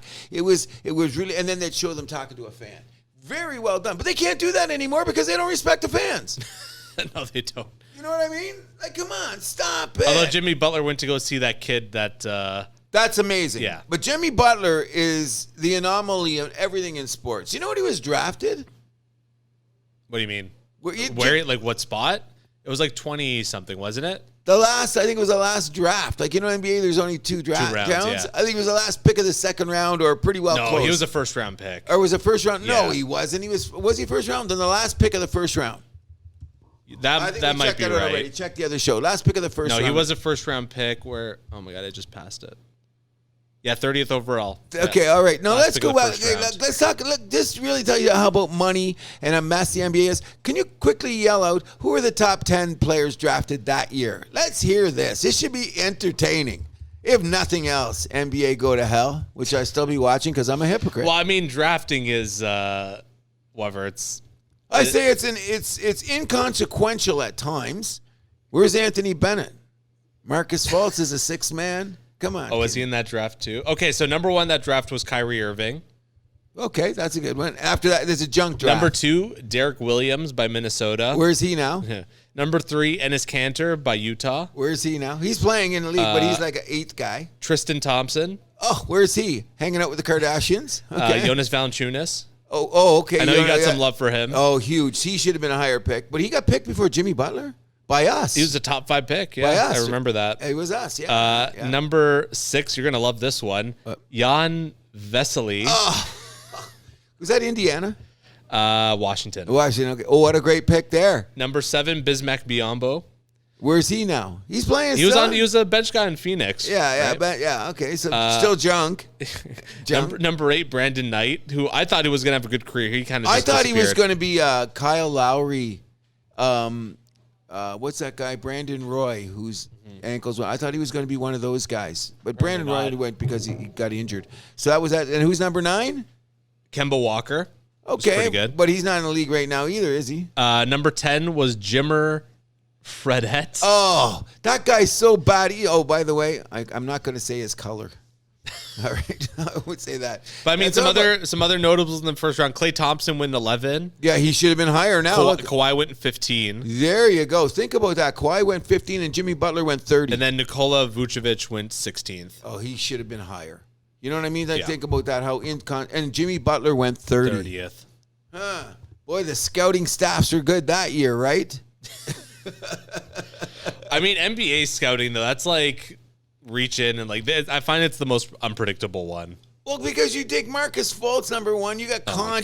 I was thinking about him last night. Actually, like Marcus Fultz or Jason Tatum.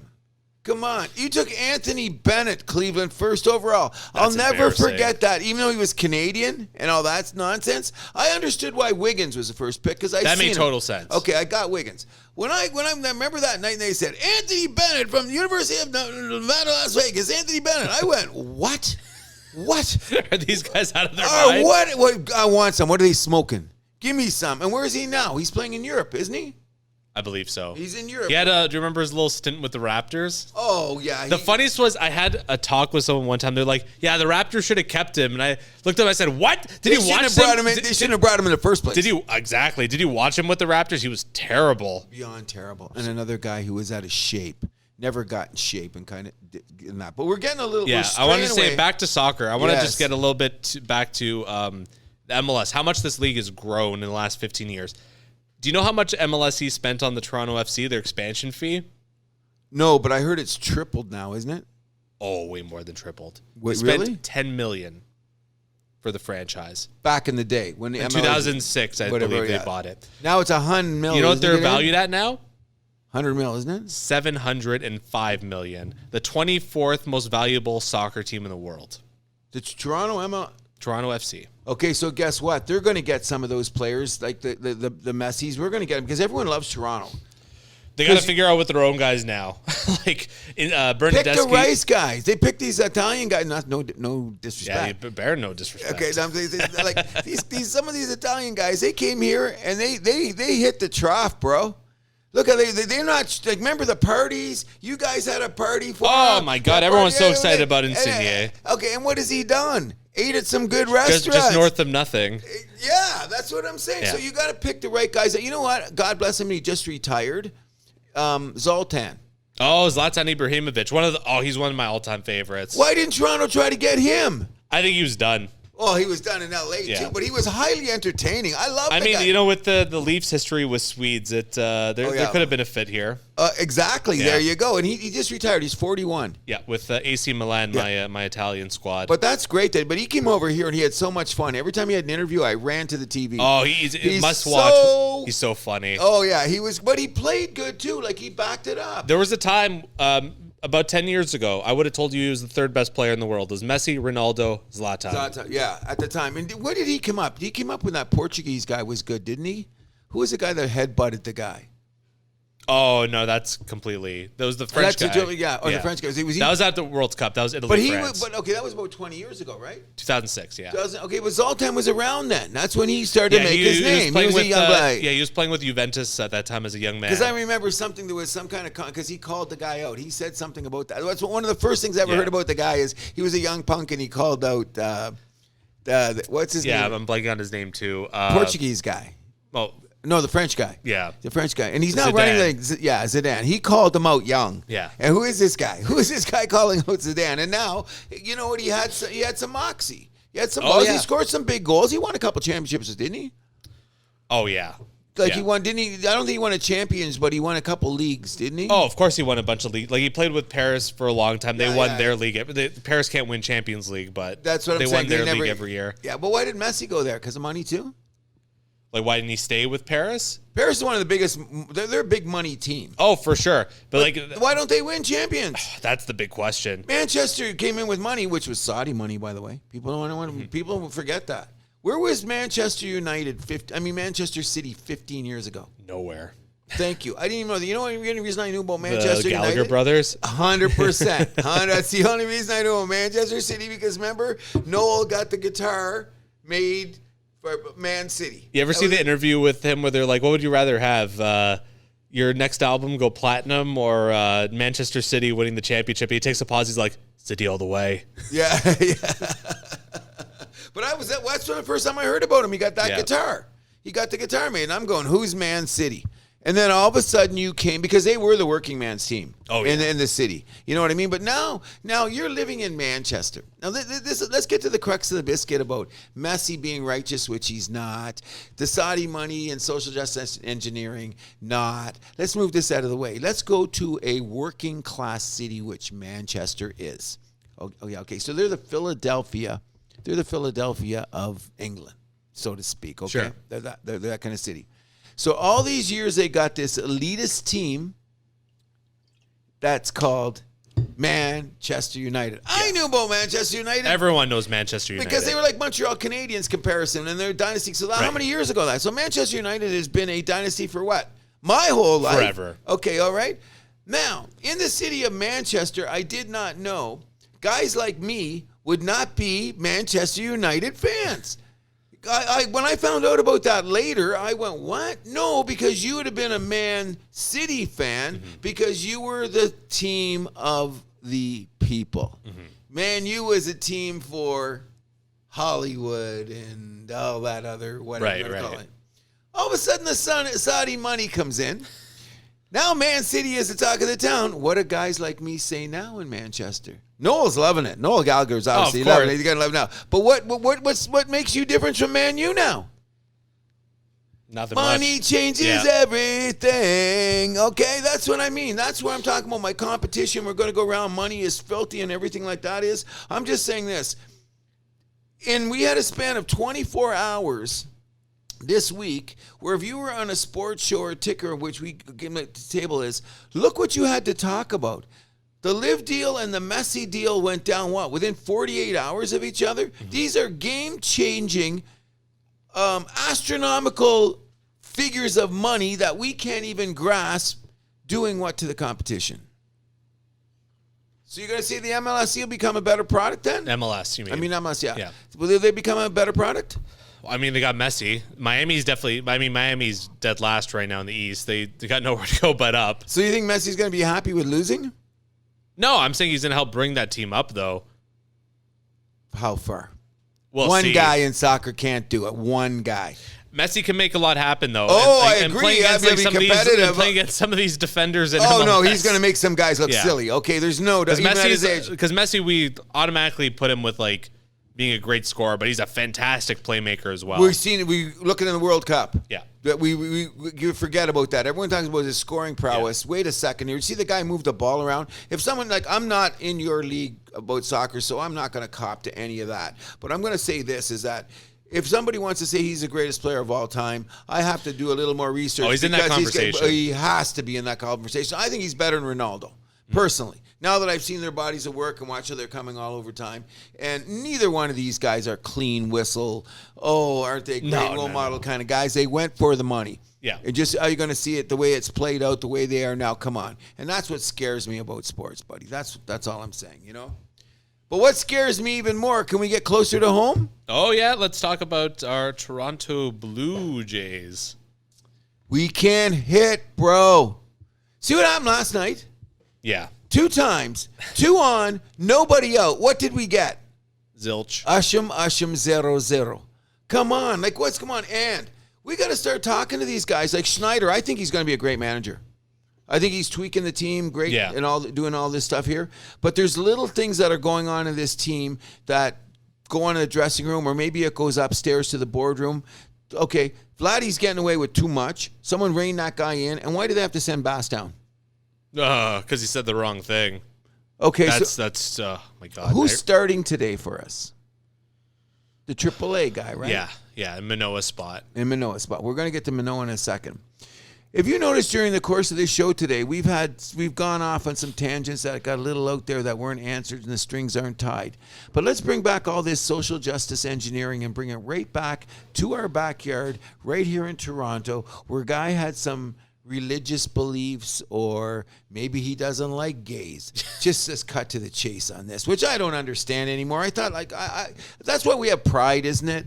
Yeah. So we like to normalize things. Like, I don't understand anybody that has any kind of thing about gay people. Shut up. Yeah, okay. I agree. However, those shirts that they handed out at the Jays game last night were horrendous. Ugly with a capital U. Oh, they were so bad. They were beyond bad. And guess what, Pride neighborhood? We don't have to buy into everything that you're doing. That's your gig. Mm-hmm. We respect it. I think it's a normal part of society. Let's go on and do our thing. But when you come to my house, I'm Montreal Canadian centric. You might get sick of it and leave because I'm going to try to shove it down your throats. So you don't have to take it. So you're not forcing people to wear a Montreal Canadian shirt. Exactly. All righty. I'd love everybody to do that, but that's another story. Fat chance from me. Oh, I don't think that'll ever happen. But my point is, in respecting what's going on in our society today and how corrupted it's gotten and how money changes everything, we're going to have to start separating sports from these events. Yeah. You know what I mean? Because all it does, it causes unnecessary controversy. If this is the reason that Bass got sent down, I think it's more... Which it is.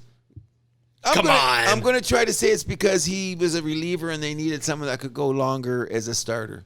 Aren't I bullshitting you? That, yeah, yeah, it's a bunch of bullshit right there.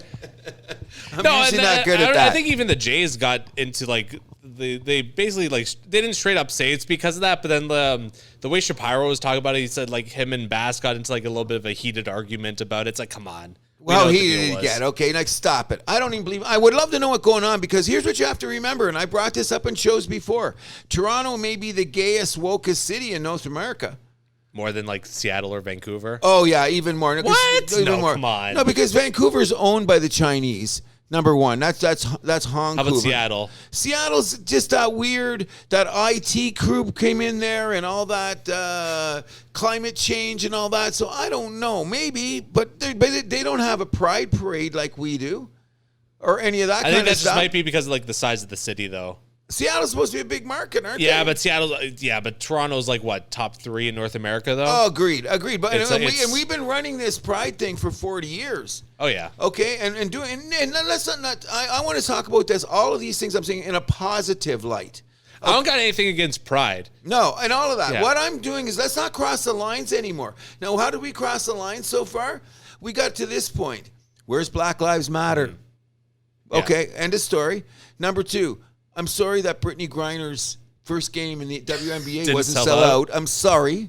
Okay, that was news. Okay, the games are never sold out before. Why are they going to be sold out now? I know. What? Just everyone thought because the Canada game sold out that.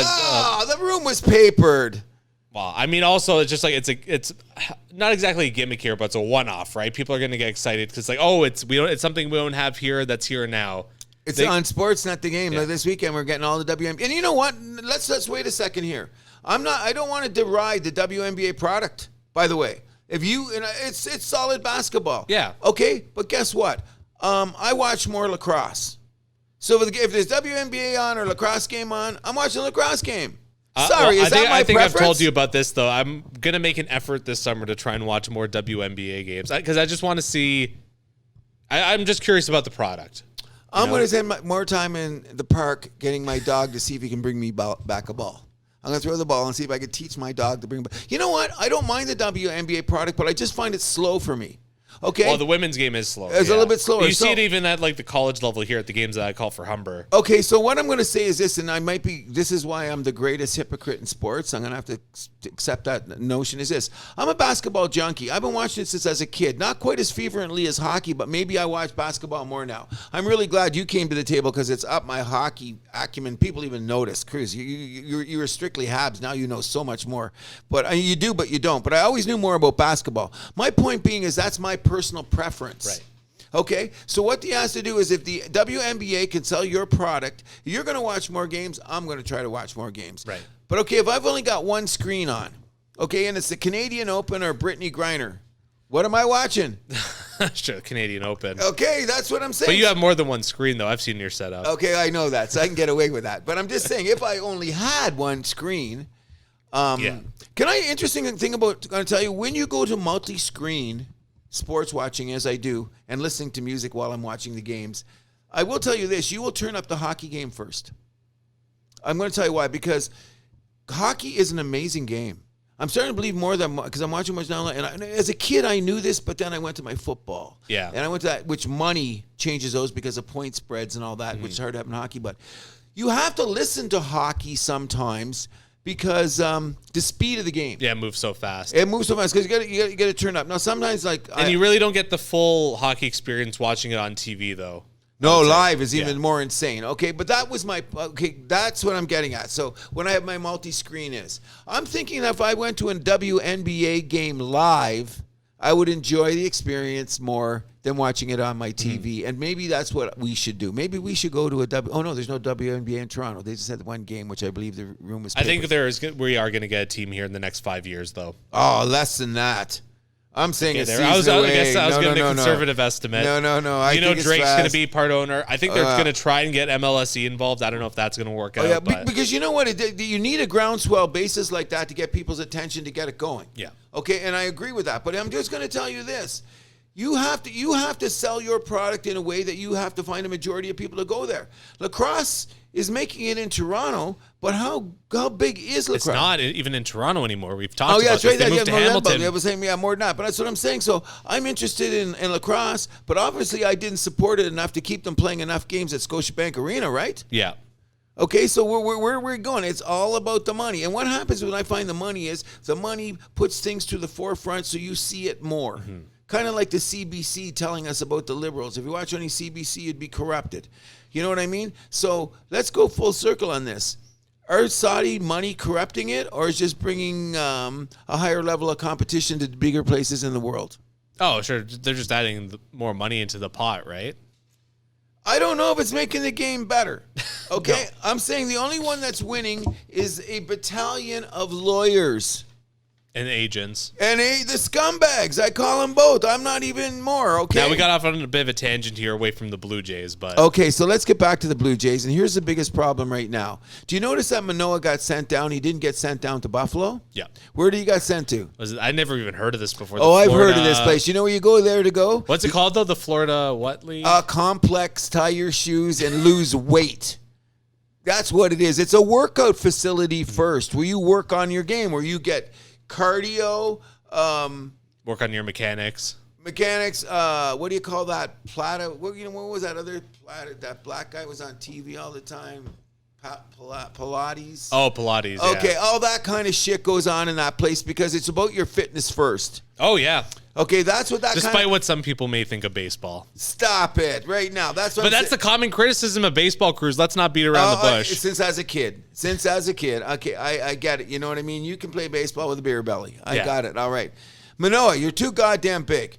The last start out there, you see how, you know what in my theory is? When you don't have your control nose, the balls are up in the air. Mm-hmm. Why was so many balls up in the air? Because he doesn't have his control. He had too much. And you know what? They really think, same thing. And here in the house, and it happens, we're going to cross that line is, nobody wants to say something because in this politically correct social justice engineering, if we say anything about his weight, we are what? Body shaming? Oh, yeah, him and Kirk with this team, you're not allowed to talk about their weight. They're fat guys. Come on, stop it. I'm going to say it. I love Manoah. You know that. I love the guy. Get in shape. Run some stairs because it's affecting your mechanics. He hasn't lost his speed, which if you lost your speed, we'd be worried. But you haven't lost your speed. You lost your mechanics, buddy. And now you feel like a little bitch because you were the guy out on the mound cursing people and being all badass. How are you going to be all badass now when you're going up against Tatis? And he goes, weren't you in frickin' the Florida complex last week, buddy? So when he comes back, he better be blowing people away or they're going to eat him to breakfast because now they're saying it's the psychological part of the game. Mm-hmm. What are we going there? Psychological. Roy Halladay only went down for 90 days. Remember the famous, you're too young? Yeah, 2000 season. Yeah, okay, yeah. He got sent down, but he went down for, they said his return. Thank God I happened to watching the show at 5 o'clock on TSN. Those guys actually brought out a point, and they said someone researched. It was PTI? The overdrive. Oh, guys. Okay. I just watched the other day because I wanted to see what they said about the LIV Tour. Yeah. But they... what were they brought up because that all went down too. Manoah, LIV, Messi. It was a busy stretch there. And someone researched it, and Halladay went down for 92 days. Came back as Cy Young, Hall of Famer. Yep. So let's not say that. Now, what I'm scared of... Toronto legend. Okay, I don't want him to become Shisheen or Romero. You know what I mean? And who was the guy and where's Syndergaard? Another guy. We can't develop pitchers. I remember when we traded Syndergaard. We traded away while he was still in the system, though. But I thought he was going to be a star. Who was the guy with him at the time? I meant to research. We had two pitchers. We had Syndergaard and what's his name? And he went to Minnesota, and he was supposed to be our big starter, and he turned on the same thing like Manoah. Yeah. Came up for a few starts, lost his shit, and we've never seen him again. I'm nervous. I think Manoah had a different makeup. But when you see him in the last couple of games... because Manoah didn't spend that much time in the minors. No. Okay, but now that he's back, he looked frazzled. From a guy that was Mr. Confident, getting on MLB, miking the guy up, Mike at the All-Star game, the whole 9 yards, and where is he now?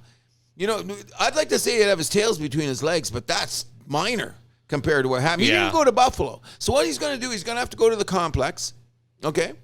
Then he's going to have at least 3 rehab starts. Because what did Shapiro said? He's going to miss at least, we have to go 5 times in the rotation. Yeah. Before he gets back. So 5 times is what? So that's a month at least. A month. So, but what if he's still not having it? He's going to have a rehab start in Buffalo. They just can't put him back on the mound. Obviously, yeah. Okay, so what's going to happen? What do you think? We get him back before the end of the season?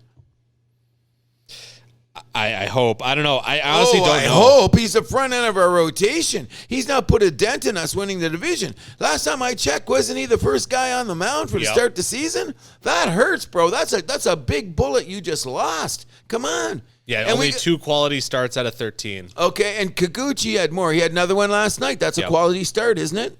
Yeah, and Kikuchi's ERA is lower than his by 2. So they were very smart last night. They yanked him out in the nick of time. He was hanging on for dear life last night. You have to admit it. Well, I mean, Kikuchi, we all know that he's not going to be on the playoff roster, right? Why not?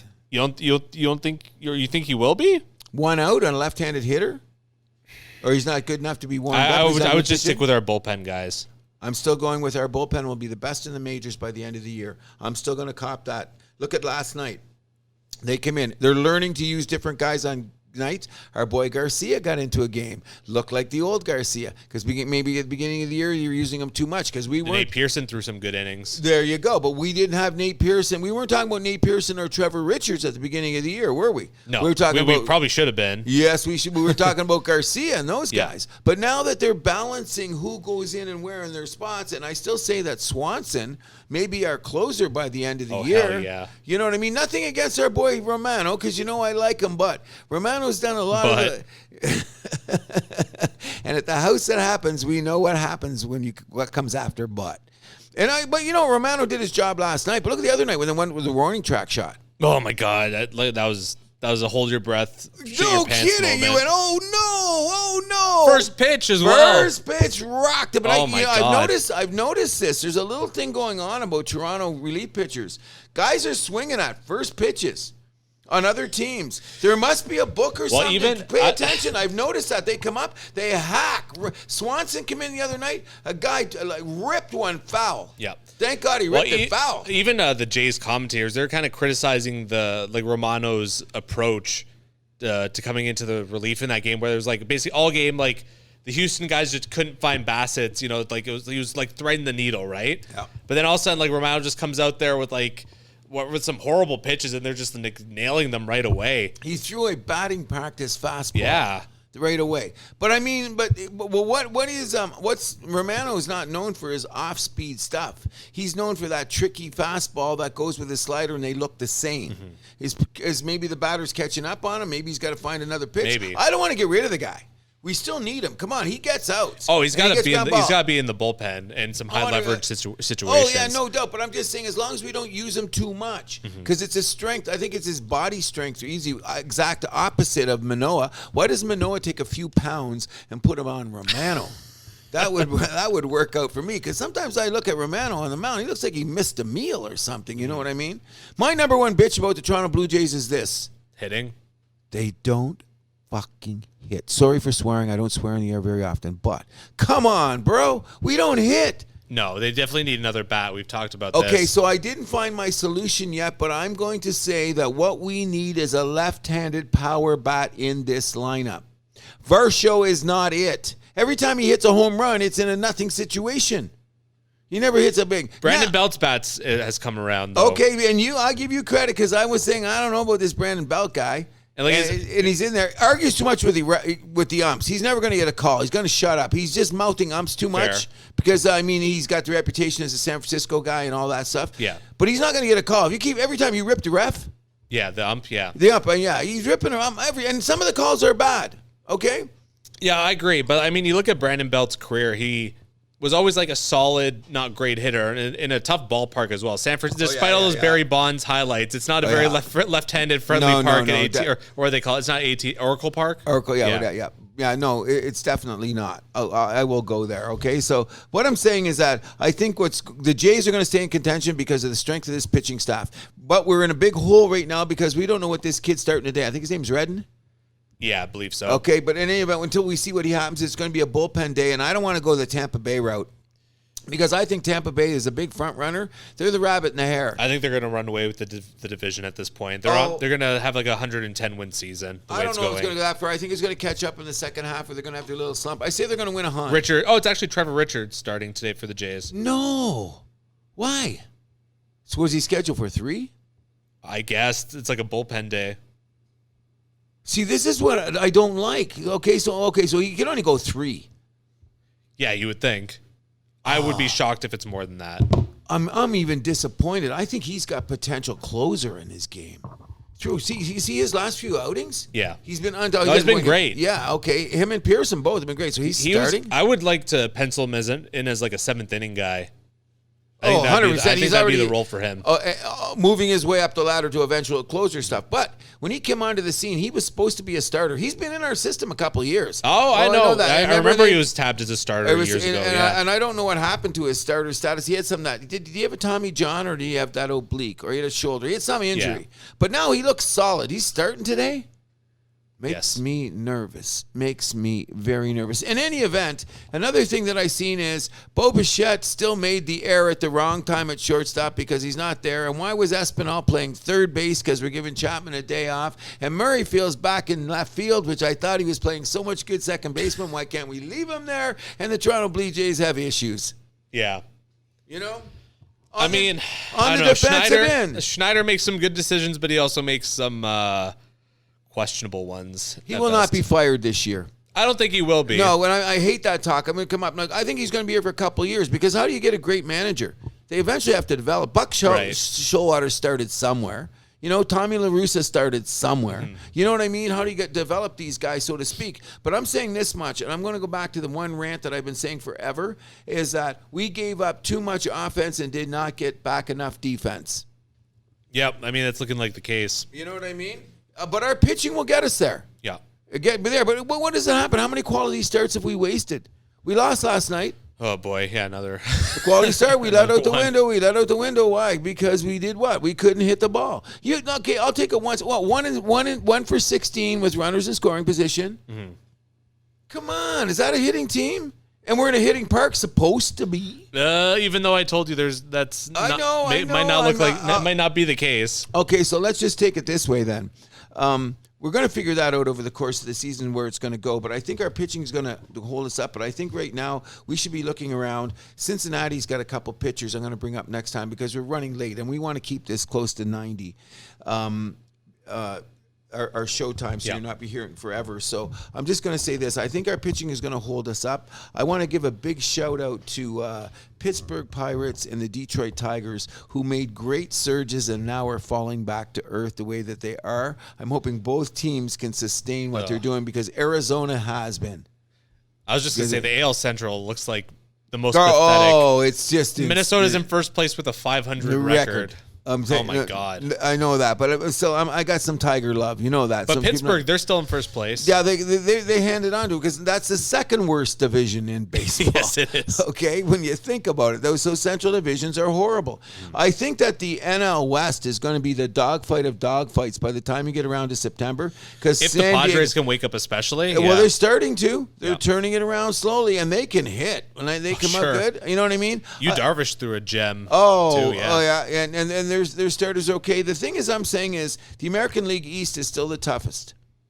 Even though the NL West is pretty tough, though, with Arizona rearing their head the way it is. Because remember, San Francisco was supposed to be a contender. But the AL East, though, it's the consistency. Like Boston's in last place and they're 500. No the NL West doesn't have that. Colorado is 26 and 39. They're garbage. Well, that's the albatross of that there. So no, definitely the AL East. Traditionally, my whole life, it's been that way, because it boils back to one thing.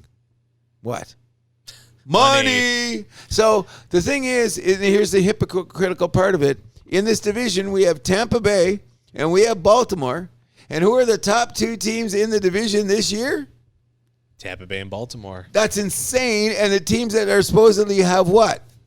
No money. But Tampa Bay, I mean, they have three MVP candidates. Oh, on their 100%. Team this year. You're the shortstop there. Maybe what's his name? Wander Franco. I think he's a little bit more than the right fielder or the left fielder, Alazario. But even Yandy Diaz, their first baseman, he's hitting the cover off the ball. Oh, you know what I mean? And I think it's going to come between those two for MVP, at least like the halfway mark. We're here now. Yeah. But you know another thing is about Tampa Bay, which you got to give them credit to?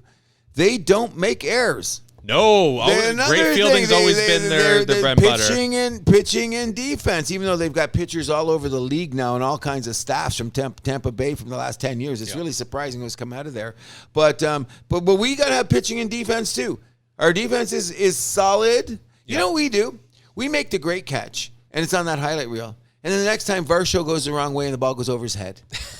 So I seen him make a Gurriel. You seen that play the other night. Didn't that look like Gurriel to you? Yep. He went the wrong way. I said, hey, Gurriel does that all the time. Hey, Varsho, I guess it's left field. And then you notice the next night, Murfield was out there. The very next game, what happened? They put him out there. So that's just saying we gave up too much defense for offense, so to speak. You know what I mean? Yeah. In any event, as we're going to wind this down, I think there's a couple of things you wanted to say to clean up on just some generalities that are happening in our sports world. Well, I mean, first of all, congratulations to Zwacek. She just won the French Open. Third time. Oh, she just won it? Third time in 4 years. I know. Unbelievable. She's outstanding. Can we just have a little shout out that what happens in sports yesterday? Did you see Alcaraz cramp up in what was potentially going to be Djokovic and Alcaraz in the semifinals? I heard about this. Oh, the first two sets were I'm talking top, like why you want to watch tennis. Yeah. That's why you watched it. The kid's legs cramped up. It was over. The Joker blew him right off the court. And I felt, and you know what was really gracious about that? That is Djokovic said that's sports. Kid, you're going to have a lot of chances. He was very graceful about defeats. You know what I'm saying? That's good to see. Yes. Any other generalities you want to say before I close with something? The Cole Caulfield contract to Montreal. Now, I would love to shit on this as a Leaf fan, but I mean, I think you guys got a great deal here. I think we got an insane deal. If you are correct about the salary cap increase, you know what I mean? Maybe we can give the guy from Winnipeg 9, even though I don't want to. The scuttlebutt on him is insane. Every time you turn over a thing about hockey, I know. It's Winnipeg, Montreal, what's going on, who's the draft? Because the draft's got to be coming soon. Yeah, June 28th, I believe, is day one. Yeah. My question there, though, is what is Montreal going to have to give up? Obviously, I would assume the Florida pick would have to be involved. 100%. Who else are you giving, though? A roster player? Who's that going to be? We give them both our first rounders this year? Oh, you want to give up the top 5? That's a crazy. I was not expecting that cruise. Okay, I'm going to tell you why. Because we're not going to give the Russians, and the other two guys are questionable. This is not the greatest draft in the world. It's looking like a really good draft, though. Well, we never know. We talked about but we've talked about this. Where if we take a defenseman, I'm good. I didn't want to defense. But this draft is loaded with forwards. That's I hear thing. that. Screw it. How do you know? Look, we just talked about the draft in the NBA the year that Jimmy Butler took 20th. Why don't you take one of those We're talking apples and oranges here. In hockey, like the last time a draft was this hyped was 2015, and guess what? It lived up to it. Agreed. Okay, okay. You got a point there. However, I want a defenseman. I'm sure all these forwards. First of all, none of them are big. You guys could trade down.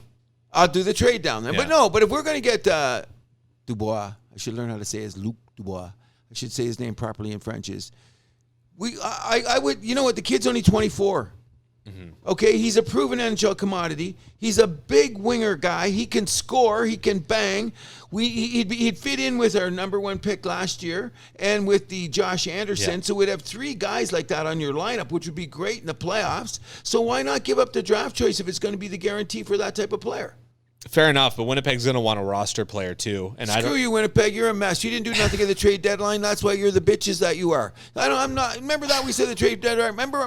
Go back and check the show. What does that have to do with anything, though? Because I hyped them up. I remember. I go back to January. I said nice things about Winnipeg. What did they do? Drive right off the cliff. They didn't even try. Okay, so why is this game so personal? Because I'm saying, give us the guy. You ain't getting nothing else. Man. You ain't getting nothing else. For me, the guy looks like the guy you would want to give up is Christian Dvorak, but he's got an 8-team no-trade list. We gave him that? Yeah. Bergevin? I think that was a Bergevin signing. That's why another reason why he's not getting another job. A schmuck. Yeah. I don't know. No. I did not know that. That's news to me. I'd give him up. I'd give him up in a minute. I feel like he's going to put Winnipeg on his no-trade list, so good luck. Oh, of course. He ain't going to Winnipeg. Who's going to Winnipeg? Yeah.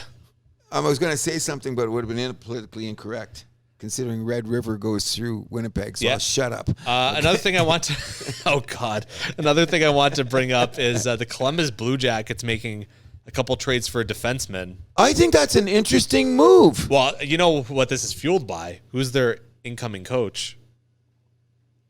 On who? Mike Babcock. Oh, right. Now, the funny thing about the Provorov one is back in 2015, the word was that Babcock didn't want Marner. He wanted a defenseman. Early word was that it was Hanifin, but then it eventually came out later that he wanted Provorov. Interesting. And now he's got Provorov. There you go. Who, people like to call Chris Pronger light, which I think could be very interesting. I've heard that expression too, but I don't think that he hits enough. That's why it's Chris Pronger light. Okay, all right, good point. But he has that potential under Babcock, who's supposed to be a good defenseman coach. Yeah, that's been his rep way back from Detroit and all those other teams. And you check the trails going along there. Now, Columbus, the thing that they really need though is a center. Too bad they don't have Dubois anymore, I guess. Okay, well, you can't have everything that you want. But I think it's good when they make the trade the way they did it. If you're saying the salary cap moves the way it is, that was a sign and trade for Buddy that they got for the 8 years. In a few years, and he's young, your salary cap's going to be good. So I'm just going to say this in context of that, and you're going to say I'm a homer about it. Montreal seems to be with Hughes. This is a new management team, and they're looking long-term, is that we seem to be going into that. Yeah. Sign them early and get your 6th defenseman theory.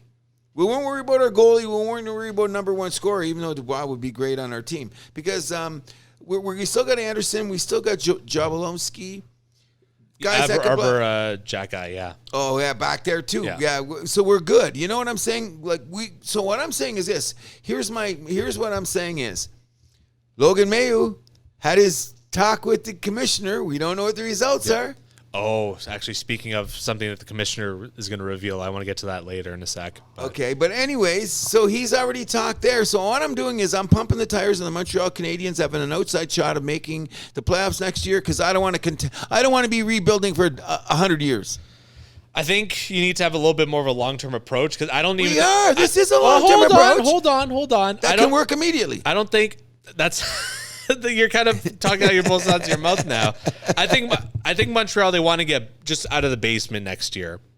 I think that's their goal. If playoff happens, great, but I don't think those are their expectations. I think we should shoot for a playoff spot. We should start. Of course, you always shoot for a playoff spot. But don't tell me we're contending. We're getting out of the basement. I don't want that. I want to say that we're going to be competitive every game when we got a shot at things. You know what I mean? Win a few more of those close games that we lost last year. I'm just saying, I think your roster's got a little bit more to go. Especially, look at the Atlantic Division. Okay. No, but I'm not backing down. I'm not backing down. Okay. I'm taking a lot of flack from a lot of places I'm going because my theory is this: why can't the Montreal Canadiens be the next first Canadian team to win a Stanley Cup again? Because you guys keep falling down. All right. Is there anything else you'd like to do in a generality before we get out the door? I think that's about it. Okay, so there's one thing before we want to go is that we hope that all the people are listening. We're going to do a little bit more promotion, especially on my part, to get you out there because I'm screaming at the house that happens says, let's go about this in a competition kind of way. So as we go out the door, I want to say one thing that I'm not understanding in the history of sports, and it might be money, it might be the way that the lawyers play the game or things that are happened, but I want to have a quick go about UFC as opposed to boxing. And in my lifetime, I'm saying that's what has ruined sports. And I'm going to tell you why. Nobody has patience this day. It's instant gratification, and that's why gambling is here. Once upon a time when you had a UFC fight that was going on, everybody knew who it was going to be because it was new. Now they've saturated to the market so badly is there's a big fight tonight. Who's fighting? Do you know? The Lioness. I forgot what her name is. She's from Brazil. I'm blanking now. I'm not big. Nunes. Amanda Nunes. Yeah. Okay. So now that is your big market fight for tonight in the UFC. Yeah. 20 years ago, that'd be unheard of. So I'm glad that the evolution of sport is that a woman can command that much attention to make it one of the headliners in the sports. However, we've got an Earl Spence Terrence Crawford fight in the welterweight division with two undefeated champions. These guys are both 30-0. This is big time. If this was 20 years ago, this would be Hearns, Leonard. Yeah. You know what I mean? It would be something like that. But why isn't it gone that way? Because what has boxing done? Have they eaten the golden egg because the guys wouldn't let each other fight each other? So it's going on so long that we wait too long for the fight? Yeah. Is the Pacquiao-Mayweather thing that was the straw that broke the camel's boxing back? was already on its way down during that fight too. UFC was already bigger, especially with my generation. Exactly, because you had the Conor McGregor, you had that Cale, you had John Paul Jones, you had all those guys, and they had them on every week, and everybody knew about it. The fights were big, and now did you guys wear your welcome out? Because now we're down to Nunes as your fighter on a Saturday night. You know what I'm getting at? There's not enough of one and not enough of the other. Like, how did that happen? That's what I want to know. Well, and it became about competition, but it came about the instantaneous desire to have things happen faster. And UFC is what? 3 5-minute rounds, knock the guy out. Boxing's a sweet science. Sometimes used to go 15. Mm-hmm. So we've lost some level of something in the competition, don't you think? I mean, I don't know. It's tough for me to say as an outsider of like both of these sports. I'm not really a fan. I'm a huge boxing guy. I was never a UFC guy because what I said, when they give them clubs, that's what I said. Because first of all, I think it's a very amateur sport. To me personally, they're great fighters. No, they cold cock each other like a bar fight. One's asleep and it's over. And that's where our society has gone. Instant gratification. Can I bet on the 20-foot but putt MMA, right now it's kind of like the combination of like all the fighting styles, basically. So it's a jack of all trades and nobody's great. I don't buy that at all. I think it's more technical. Really? Yeah. Than boxing? Yeah. In what way? Every way. The grappling start? Grappling, you kick, you have to punch, like it's everything in one. That's like you're a decathlete, and that's why they were never thought of as much as the 100-yard dash guys. You remember the 100-yard dash guys? You remember the decathlete guys? No. Well, that's what you remember. Sugar Ray Leonard. I don't remember Cale. Okay, but I can tell you who like a bunch of the guys in the UFC are. I can't tell you any boxers. Well, that's because that's my point. Something went wrong in the boxing game where these guys manipulated it to wait for these big fights. They waited so long that the fights didn't produce it the way that they are, where meanwhile, every week or once a month, UFC was coming out with these mad knockouts. Right. Mad, crazy shit that people go, did you see that guy get his skull splattered? And everybody loved it. Too bad, so sad for boxing. They fucked up. That's what I'm saying. So, but the competition level was better. Like the actual product was better. I really believe it was. Like the classic fights. I know, but boxing, there's a lot of that, like the guy just like dancing around the ring too much. Exactly. That's I got boxing. it. And nobody's not engaging enough, so it's over. So what am I going to talk about? Tell me the classic. Okay, I can talk about Muhammad Ali, Joe Frazier, Thriller in Manila. I can talk about Hearns, Hagler, best 3-round fight in the history of boxing. You can talk about Alexis Arguello fighting Aaron Pryor in the greatest welterweight fight of all time. What is the classic UFC fight? Again, I'm not the best person to talk to about this. I have some friends that could tell you this. Okay, well, you know what? We're going to bring them on. But I know there's a string with the women's division where there was like, when Ronda Rousey was on top, she lost the belt to, oh my God. The Holmes girl. Holmes. And Great then she legs, lost it. her. No, she lost it to Miesha Tate, who I think is like way hotter. Oh, yeah, she was too. But where's Miesha Tate right now? She's doing broadcasting. And then she lost it to Nunes. She got destroyed by Nunes. There's that whole string that I thought was fantastic. Yeah, but I think that Holmes, she comes back because, like, what's your name? That she's a broadcaster now. We just mentioned her name. Miesha Tate? Yeah, when she beat Holmes, she caught her lucky, I thought. You thought so? Yeah, because Holmes got tricked. She even admitted, because I think Holmes, has she lost since then? She's only lost one since then. I think so. Yeah, so she's come back fighting. Whereas she's in the press box because she doesn't want to get her ass kicked. After she got kicked like that, she ran away. I thought Ronda Rousey was the biggest fraud in the history of fighting. Oh, she was in a weak division. Everyone knew that. Okay, but I mean, she was a fraud. That's what I'm talking about. They pumped it up that this is what you want to watch. It was instantaneous. She looked good in hot pants. All the guys fell for it, and she was a terrible fighter. Okay, that's what I'm saying. So actually, we have a poster of Shui's of another great women's fight, Zerchak versus oh my God, the Chinese girl. Oh yeah, where like her head like blew up like a balloon. Oh my God, that was awful. That was one of the craziest fights I've ever seen. Well, we remember that because it was a great fight. Well, remember just because of the brain contusion. Oh, it was a great fight too. They were going back and forth. Yeah. It went the whole distance too, didn't it? Yeah, yeah, that was great. In any event, I'm bringing it full circle to end the show in this way. I wanted to say that what the hell's going on with the money? Is the money ruining our games? I don't know. I'm going to be watching the hockey game tonight. I'm going to be watching the basketball game. I'm going to tune into the freaking Canadian Open. So that makes me a complete hypocrite, does it not? It's always been about the money, though. Let's be real. But now like I said, though, everything's changed and nothing's changed. Point well taken. On that note, I've got nothing else to say for the biggest mouth that I have here. I'm just, you know what, Andrew, I'm going to tell you the truth. This is, in my lifetime, this has been a weird week of looking at sports for me. It really has been. I mean, I'm much older than you, which doesn't matter. But I mean, take this back in the history of sports. This has just been a weird week. Yeah. In the whole configuration of why I watch games. Yeah, there's been like crazy days in sports. Like there was the day that, there was the Subban trade, the Taylor Hall trade, and Stamkos signing back with Tampa. Yeah. That was a crazy day, but that's like kind of just in the circle of hockey, right? Exactly. Now we've had like 3 sports with 3 crazy ass shit going on. You know what I mean? With worldwide, With worldwide implications, social justice engineering implications, battalions of lawyers, and oh my God, I'm glad I got 4 screens because then I can watch 4 games at once. Amen. And on that note, we want to thank you once again for watching The House That Happens. Hi, my name is Cruz. And I'm Andrew Milani. And we keep the vibe alive.